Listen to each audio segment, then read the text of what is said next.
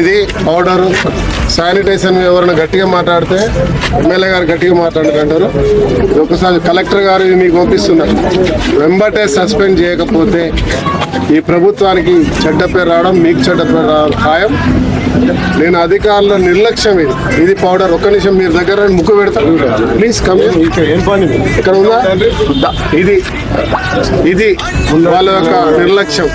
ఇక పేద ప్రజలు ఆరోగ్యంగా ఉండాలంటే ఏ రకంగా ఉంటారో ఒక్కసారి ఆలోచించారు. ప్రభుత్వం ఏమో పూర్తి స్థాయిలో చేయాలని అన్ని రకాల సహకరిస్తూ ఉంటే కొంత